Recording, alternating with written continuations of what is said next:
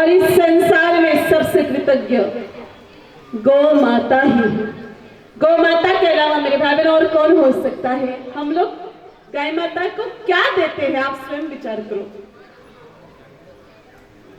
थोड़ा सा सूखा चारा, या कुछ कुछ पापी तो ऐसा भी नहीं देते मेरे भाई बहनों, सुबह छोड़ देते हैं रास्ते पर सुई। दिन भर वो गाय माता किसी के लठ, किसी के डंडा, किसी के गाली खाएगी और फिर घूम फिर करके आएगी। केवल मात्र खूंटे पे स्थान दिया, इस बदले में हमको दूध पिलाएगी, हमें आशीर्वाद देगी, हम पर कृपा बरसाएगी। ऐसा तो जन्म देने वाली माँ भी नहीं करती। जन्म देने वाली माँ को सुबह लात मार के बाहर निकाल दो मेरे भाई बहनों, और दिन भर काम धंधा कराओ और शाम को आने के बाद उससे पैसे ले लो, तो वो भी एक बार तो गाली निकाले। पर हमारी गौ माता देखो कितने निस्वार्थ भाव से देती। केवल खूंटे पर स्थान दिया मेरी माँ को, इसलिए मेरे भाई बहनों, माँ ने हमें जीवन भरे दूध दिया, जीवन भर आशीर्वाद। सबसे बड़ी करुणा का स्रोत, सबसे बड़ी दया, सबसे बड़ी कृतज्ञता गौ माता में ही है। मेरे भाई बहनों, एक बार की बात है, एक बार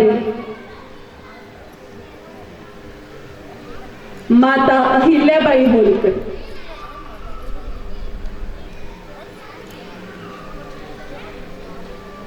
वैसे हिंदुस्तान में मेरे भाई बहनों माताओं की कोई कमी नहीं रही।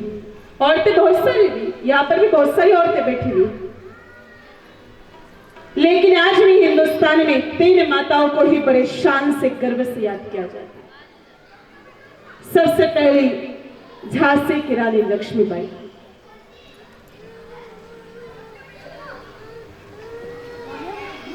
जिन्होंने बुंदेलखंड में लड़ाई लड़ी और मेरे भाई ने खुद के पुत्र को पीठ पर बांध करके लड़ाई लड़ी। स्वतंत्रता संग्राम में उन्होंने भी एक सेनानी का किरदार निभाया था।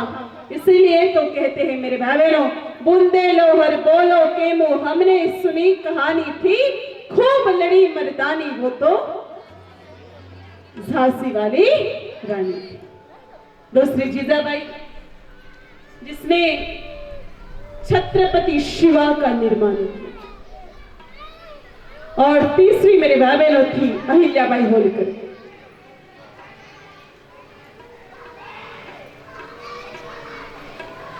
अहिल्याबाई होलकर बहुत बड़ी गोभक्त स्त्री थी। अहिल्याबाई होलकर के पूर्व जीवन का चरित्र ऐसा था कि वो गाडरिया समाज की कन्या थी। गाडरिया समाज, जो समाज बकरी चराने का काम करता है, जिसको राजस्थान और के कुछ हिस्सों में और कुछ जगह पर जैसे मध्य प्रदेश में, महाराष्ट्र में धनगर के नाम से जानते हैं, जो बकरी चराते हैं, विशिष्ट समाज, उस समाज की कन्या थी। जंगल में रहते थे ये लोग, लेकिन पिताजी के घर पर बकरियों के साथ साथ गौ माताएं भी थी बहुत सारी, और अहिल्याबाई प्रतिदिन गौ माताओं को चराने के लिए ले जाती थी। उनका प्रेम गौ माताओं से बहुत था। और उस समय मेरे भाई बहन, हिंदुस्तान पर पेशवों का शासन था। उस समय के जो तत्कालीन पेशवे थे, उनका पुत्र धर्म के प्रति इतना कट्टर नहीं था, उसे धर्म से अधिक लेना देना नहीं था। वो खुद की मौज में मस्त रहता था, खुद की उसकी अलग दुनिया थी।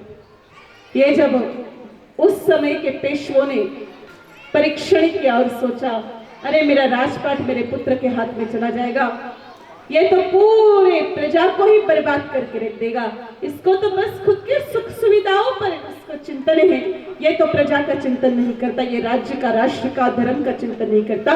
चलो बेटा तो बिगड़ गया, लेकिन बहू ऐसी लाऊंगा जो मेरे राज्य को संभाल लेगी। बहुत सारी रियासतों के पास गए मेरे भाई बहनों, लेकिन इस प्रकार की कोई कन्या नहीं मिली। तब आखिरकार अंत में मध्य प्रदेश और राजस्थान की सीमा पर बकरी चराते हुए, गौ माता चराते हुए अहिल्याबाई नजर आई। ऐसा तेज था मेरे भाई बहनों चेहरे पर, पैसे वही रुक गए। कुछ प्रश्न किए, बहुत ही सुंदर सुंदर और बड़े ही तर्कपूर्ण जवाब दिए। तब मेरे भाई बहनों पेशवों ने अहिल्याबाई को अपनी बहू बना लिया। अहिल्याबाई बहुत बड़ी शिव भक्त थी। मेरे भाई बहनों, हमारे हिंदुस्तान में जो 12 ज्योतिर्लिंगों का जीर्णोद्धार करवाया, अहिल्याबाई ने ही करवाया।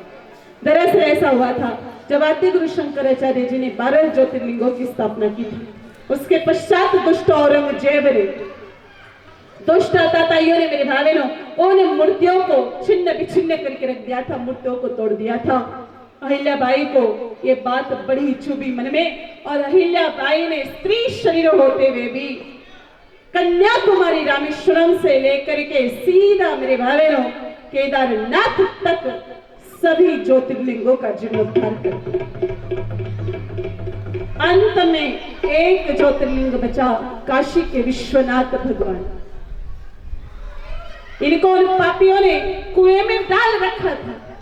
तब विश्वनाथ भगवान माता अहिल्या के स्वप्न में आए। कहा है देवी, आप काशी पधारो और काशी में गंगा जी में तपस्या करो। गंगा जी में तपस्या करने के पश्चात आप आंचल फैलाओ। आंचल फैलाने के बाद आपके आंचल में जो शिवलिंग आएगा उसको आप मंदिर में स्थापित कर दें। और ठीक इसी प्रकार से मेरे भाई बहनों, माता अहिल्या ने काशी विश्वनाथ के द्वार पर जाके गंगा जी में तपस्या की। प्रभु प्रसन्न हुए, और प्रसन्न प्रभु ने मेरे भाई बहनों माता अहिल्या को दर्शन दिया। और आज भी काशी विश्वनाथ में जो प्रभु स्थापित है वो वही भगवान है।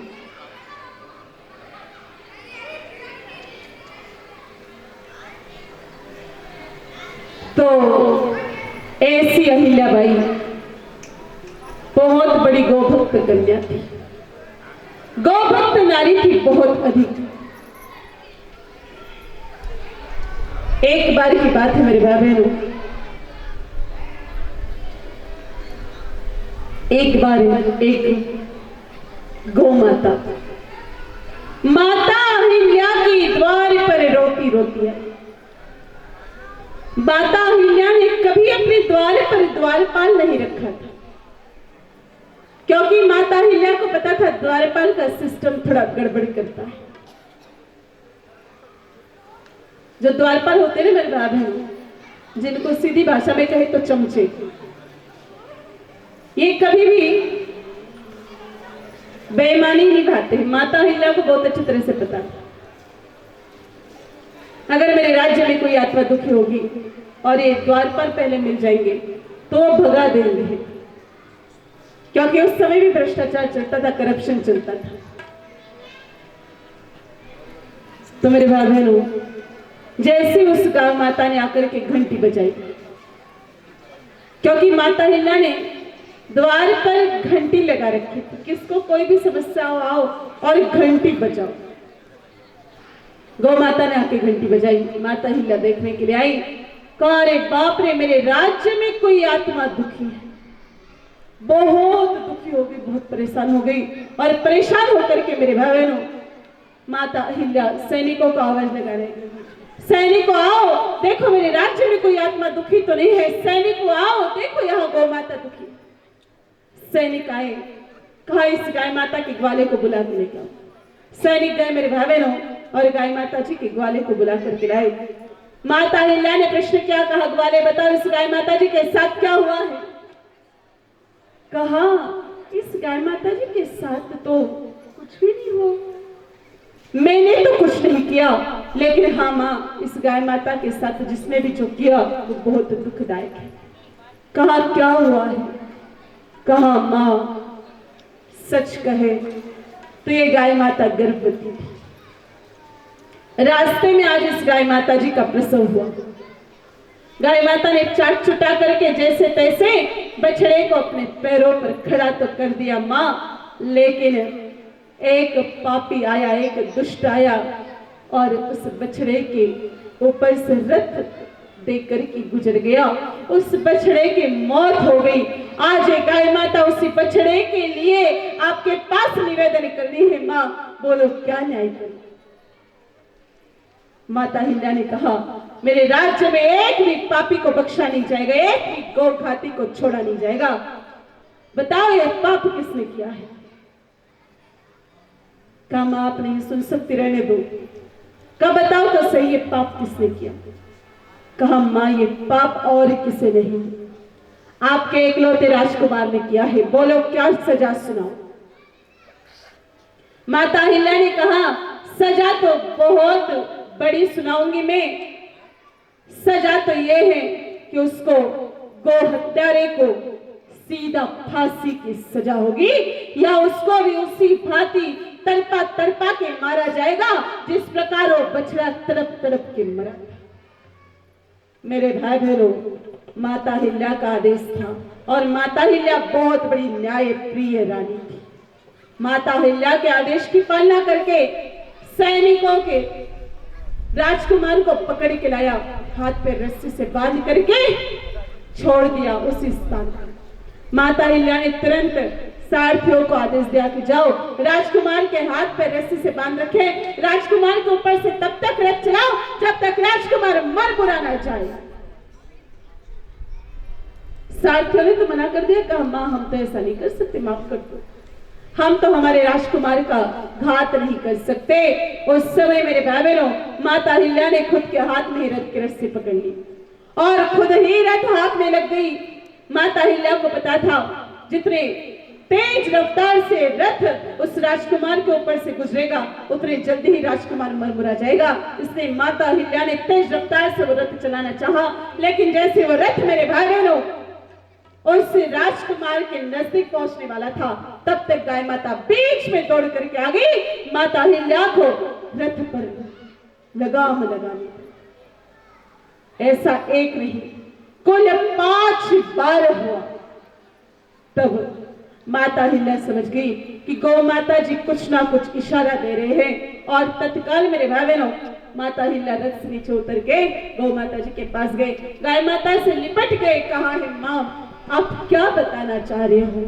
तब गौ माता ने रोते रोते माता हिल्या से कहा, हिल्या मेरा नवजात बछड़ा मुझसे दूर हुआ तो मुझे इतना दुख हो रहा है। तेरा ये राजकुमार 30-35 साल का तुझसे दूर चला जाएगा तो तुझे कितना दुख होगा है अहिल्या। बस इसी विचार से मैंने तेरे पुत्र को माफ कर दिया है। आप देखो मेरे भाई बहनों, कितनी सहनशीलता, कितना त्याग, कितनी ममता दूसरों के बच्चों के प्रति। हमारा खुद का बच्चा चाहे कितना भी बदमाश हो, कितना भी मेरे भाई बहनों गाँव गुंडा हो, और पड़ोसी कुछ उसकी शिकायत लेके आ जाए ना, तो हम खुद के बेटे को तो कुछ नहीं कहेंगे, पड़ोसियों को 4 बातें सुना के भगा देंगे कि चलो भगो यहाँ से, खुद ही ऐसे हमारे बेटे की शिकायत लेके पहुंच गए, चलो निकलो। और यहां तो मेरे भाई बहनों बछड़े का वध किया था, फिर भी माता अहिल्या ने माफ कर दिया। माता अहिल्या को माफ कर दिया। आज भी इंदौर में एक स्थान बना हुआ है जिसको मेरे भाई बहनों अड़ा चौक के नाम से जाना जाता है।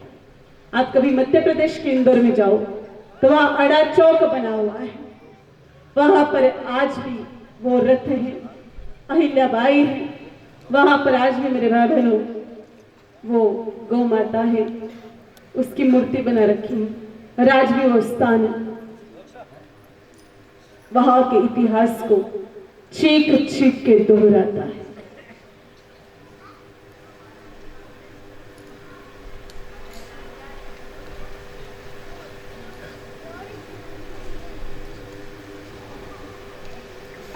तो धर्म की दाता ही गौ माता है। गौ उपासना से जीवन में धर्म आता है। तो चर्चा कर रहे थे मेरे भाई बहनों हम लोग जन्म से लेकर के मृत्यु तक जन्म पढ़न परन हो गया था।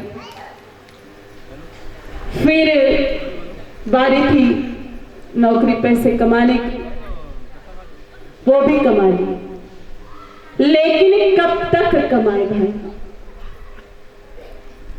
इसकी भी तो एक मर्यादा होनी चाहिए ना, कि कमाते रहे कमाते रहे कमाते रहे, कोई लगाम लगा ही नहीं। एक बात तो निश्चित है मेरे भाई बहनों, कितना भी कुछ कमा